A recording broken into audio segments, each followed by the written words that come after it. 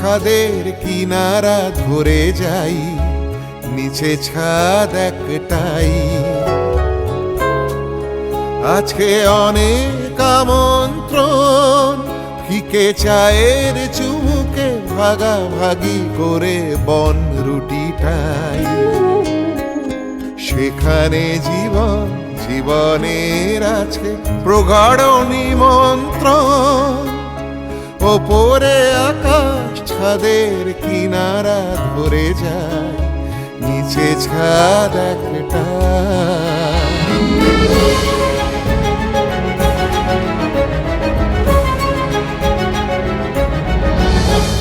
সেখানে বাবার স্নেহ অবারিত, জড়িত মায়ের আদর।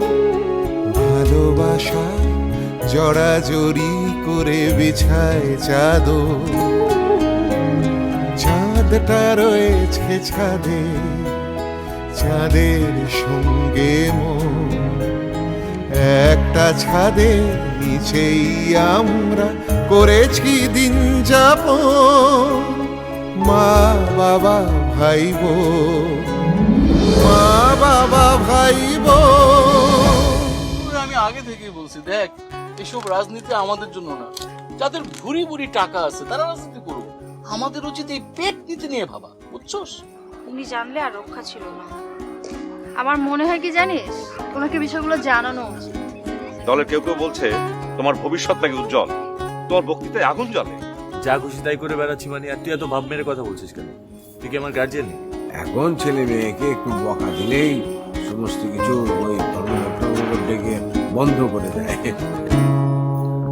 এখানে দাঁড়ান, এই জায়গাটায় একদম 30 সেকেন্ড, 30 সেকেন্ড আপনি চোখটা বন্ধ করে একদম নিজের ভিতরে নিজেকে নিজেকে হারিয়ে ফেলবেন। আপনার এই শরীর আপনার নয়, এই শরীরটি সেই গ্রামের মেঠোপথ দিয়ে হেঁটে যাওয়া সেই কিশোরী, চঞ্চলা কিশোরী, প্রতিবন্ধকতাগুলোকে সে জয় করার চেষ্টা করছে, ওই রকম একটা ফিল রাখবেন। ঠিক আছে, যাই। 30 সেকেন্ড, একদম জাস্ট 30 সেকেন্ড পর আপনি নিজেকে দেখার চেষ্টা করবেন। ওকে? তিমিরদা, তিমিরদা, আমি রিহার্সালে আসবো বলেছি, কিন্তু কাজ করব এমনটা তো বলিনি। আহা জাপানি, এমন করছিস কেন?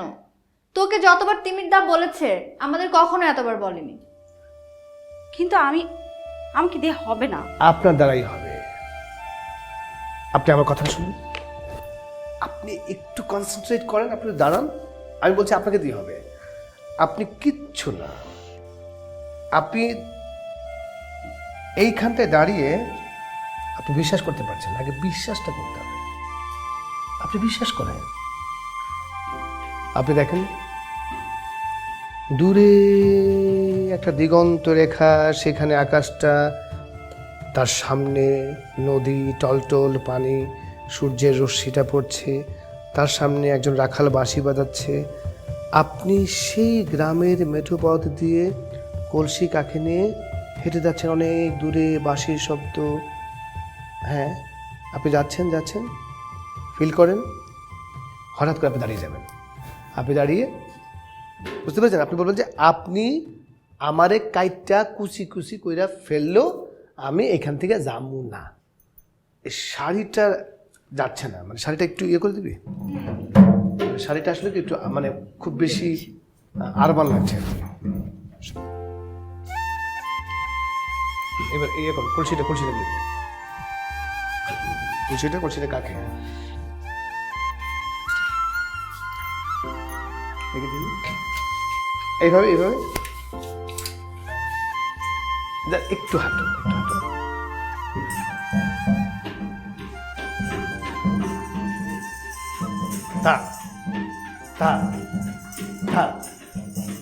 বাহ, এই যে অনেকটা কিন্তু চলে আসছে, অনেকটাই চলে আসছে। এখন কিচ্ছু না, এখন শুধু টা টা টা সংলাপ।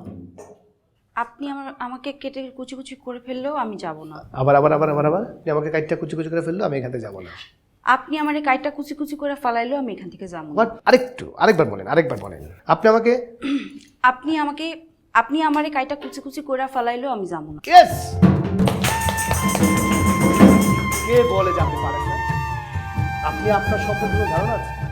ওকে, আমি মিউজিকটা দিচ্ছি, এবার মিউজিকের সাথে একটু ফিল করে করলে হবে। হ্যাঁ, যাচ্ছি, ঠিক আছে?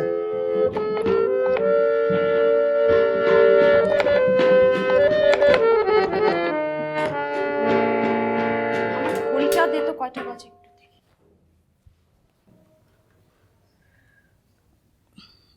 তিমিরদা, অনেক দেরি হয়ে গেছে, আমি কখনো এত দেরি করে বাড়ি ফিরিনি তো, যেতে হবে, আর নয়তো বাবা বকা দিবে। আচ্ছা ঠিক আছে, তাহলে কালকে রিহার্সেল আসছেন? হ্যাঁ, আসি। হ্যাঁ, ধন্যবাদ।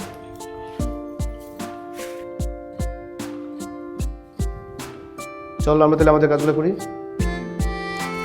আগে মিউজিকগুলো তুলি নাকি?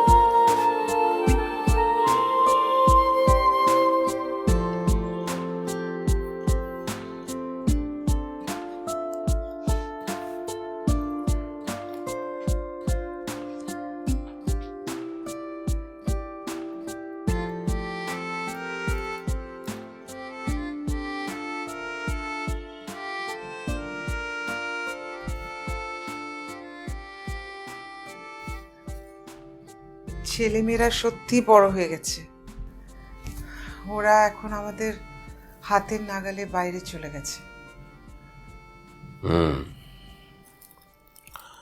সময় চলে যায় আর সবাই বড় হয়, এটাই তো প্রকৃতির নিয়ম। তাহলে কি আমরা যুগের সাথে তাল মিলিয়ে চলতে পারছি না?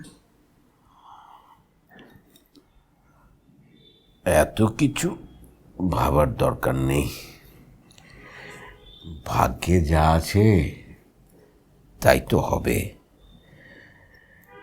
তবে এই গোপনীয়তা বিষয়টা আমি একদম পছন্দ করি না, অন্তত তোমার কাছ থেকে আমি এটা আশা করিনি। আমি তোমার কাছে কখনো কিছু গোপন করেছি? আমি বারবার বলতে চেয়েছি, কিন্তু ওরা সবাই মিলে আমাকে না করলো। তাই সবার তো কোনো না কোনো স্বার্থ আছে, তোমার কি আছে? হ্যাঁ, কোনো স্বার্থ তো তোমার নেই। তোমার কোনো স্বার্থ আছে? আমি ভেবেছিলাম খুব কষ্ট পাবে, সেই জন্য এখন কষ্ট পাচ্ছি না।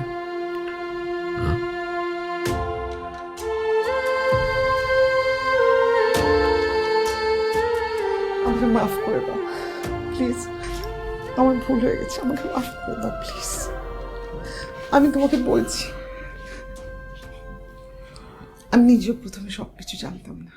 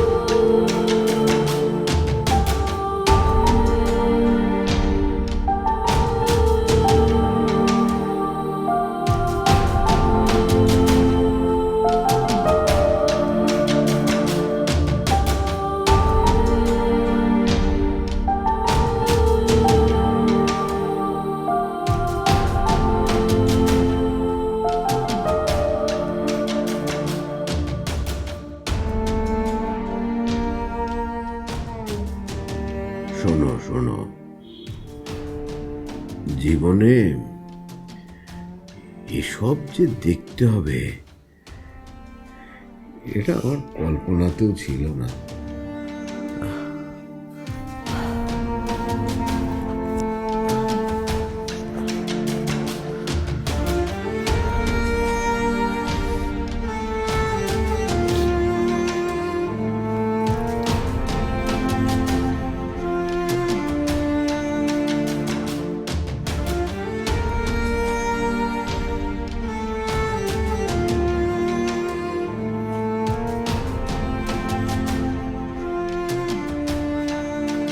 আরে তুই চলে এসেছিস? হ্যাঁ মা, আসতে তো বেশিক্ষণ লাগে না, আর আমার তো সকালেই ফ্লাইট ছিল। বাবা জাফরের কই? ওরা যে যার কাজে গেছে, খোকন ঘুমাচ্ছে। ও, তোমার শরীর কেমন এখন? আমার শরীর ভালো, তোমার সব ঠিকঠাক? আমি একদম ঠিকঠাক আছি।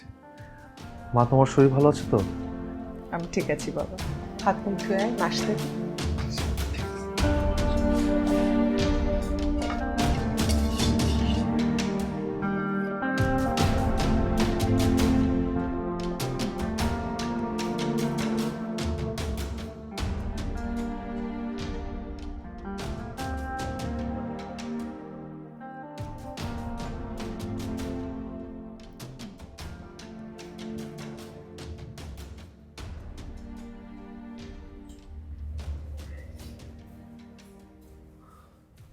রিয়াদ, আমাকে একটা চা দেন। সরোয়ার, আচ্ছা ধরো তোমার পরিবারে এমন একটা কিছু ঘটলো, হ্যাঁ, কিন্তু তুমি তখন সেটা জানতে পারলে না, জানলে অনেক পরে, তখন তোমার কেমন লাগবে? অবশ্যই খুবই খারাপ লাগবে, কিন্তু স্যার আপনি হঠাৎ করে এই কথা বলছেন, কিছু হয়েছে বাসায়? না না, তেমন কিছু না। এই জামানাটা এত দ্রুত বদলে যাচ্ছে যে আমাদের মতো মানুষদের এটা ধরাটাই মুশকিল, অনেক কঠিন। স্যার কঠিনের কিছুই নাই স্যার, আপনারা হচ্ছেন আমাদের অভিভাবক, আর এই অভিভাবক উপেক্ষা করে কোনো জামানায় এগিয়ে যেতে পারেনি, পারবেও না, এটাই সত্য। কঠিন সত্য। সে কঠিনেরে ভালোবাসিলাম, সে করে না বঞ্চনা। স্যার কি হয়েছে সেটা আমি জানি না, আমি জানতেও চাই না, তবে স্যার আপনি ভেঙে পড়বেন না। এতদিনের সততার সংগ্রাম, ত্যাগ সবকিছুই আমাদের আদর্শ স্যার। নানা প্রজন্মকে আপনার এই আদর্শ থেকে নিশ্চয়ই বঞ্চিত করবেন না। এই নতুন প্রজন্ম অনেক কিছু বোঝে, অনেক, শুধু বোঝে না কি জানো, বাবা মাকে সম্মান করা।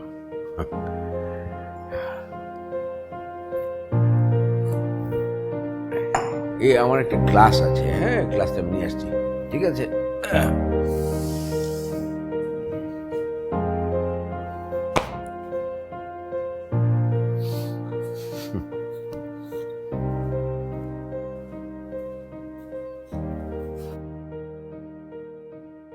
নবীন কিশোর, তোমায় দিলাম ভুবন ডাঙার মেঘলা আকাশ, তোমাকে দিলাম বোতামবিহীন ছেঁড়া শার্ট আর ফুসফুস ভরা হাসি। হাসতে হবে, আমাদের সবাইকে হাসতে হবে। নবীন কিশোর, তোমাকে দিলাম আমার যা কিছু ছিল, আভরণ, জ্বলন্ত বুকে কফির চুমুক, সিগারেট চুরি, জানালার পাশে বালিকার প্রতি বারবার ভুল।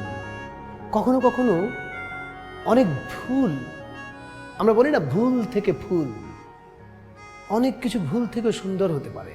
সবসময় ভুলে একটা আত্মঘাতী সিদ্ধান্ত নেবার দরকার নেই, ভুলটাকে শুধরে নিতে হবে। কিছু কিছু ভুল আছে অভিজ্ঞতা হিসাবে, কিন্তু ভুলটা যদি বারবার আমরা করি, একই ভুল বারবার করি, তাহলে বুঝতে হবে এটা ভুল নয়, এটা হচ্ছে আমার ইচ্ছা, ইন্টেনশন, তাই তো? নবীন কিশোর, তোমাকে দিলাম ইচ্ছে হয়তো অঙ্গে জড়াও, অথবা ঘৃণায় দূরে ফেলে দাও, যা খুশি তোমার। তোমাকে আমার তোমার বয়সী সব কিছু দিতে বড় স্বাদ হয়, ভীষণ ইচ্ছা হয়। মানুষের সাধ্য চলে যায়, কিন্তু স্বাদ হয় সবকিছু উজাড় করে দিতে। এই যে স্বাদ, এই যে স্বপ্ন, এই স্বপ্ন মানুষকে বাঁচিয়ে রাখে।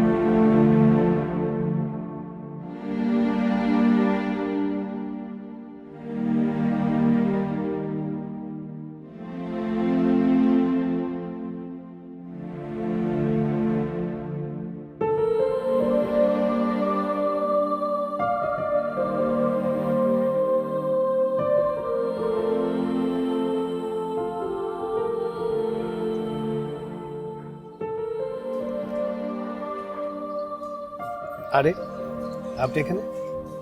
আপনার কাছে এসেছিলাম। আমার কাছে? আমার কাছে কি দরকার? অনেক দরকার। বলেন কি, ঘটনা কি? রিহার্সালে যাই, চলেন। হঠাৎ নিজেই রিহার্সালে যেতে যাচ্ছেন, বুঝলাম না। কারণ আমি রিহার্সালে যেতে চাই। সত্যি? 100%। চলেন। হ্যাঁ, রিক্সা।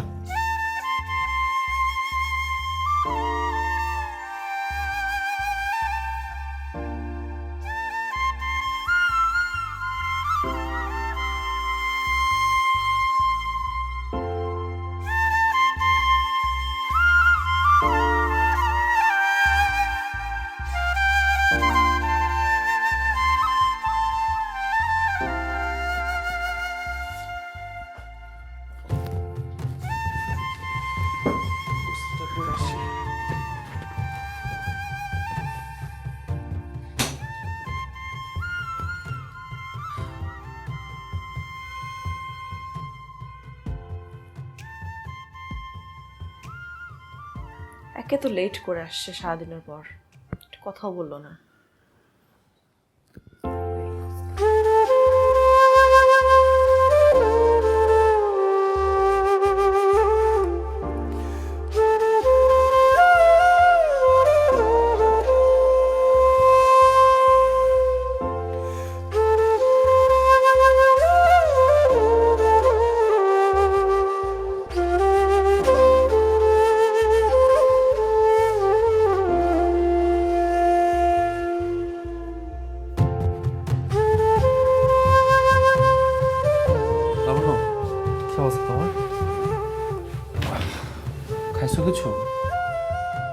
তুমি কবে থেকে আমার খাওয়া নিয়ে এত সচেতন হয়ে গেলে?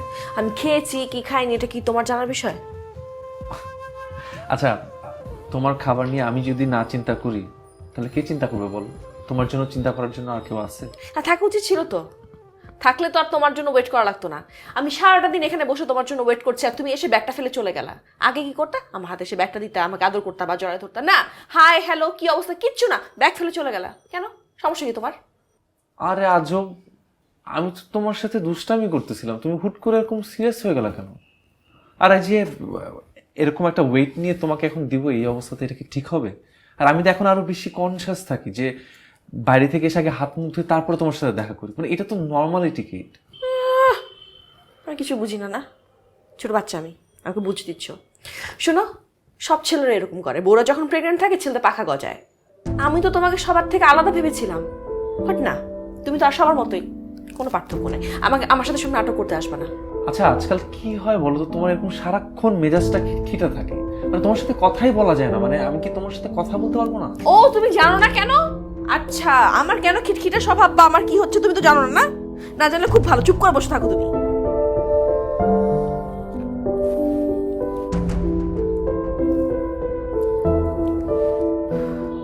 আমার সামনে বসে জুতো খোলা লাগবে এখন?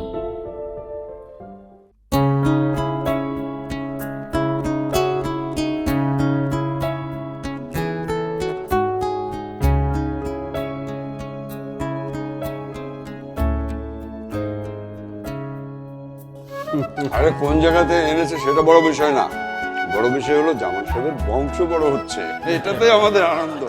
কেমন আছো? মা, আপনি ওকে কি নামে ডাকছেন? ওর নাম হচ্ছে সেমন্তী, ওর নাম বুনবুন।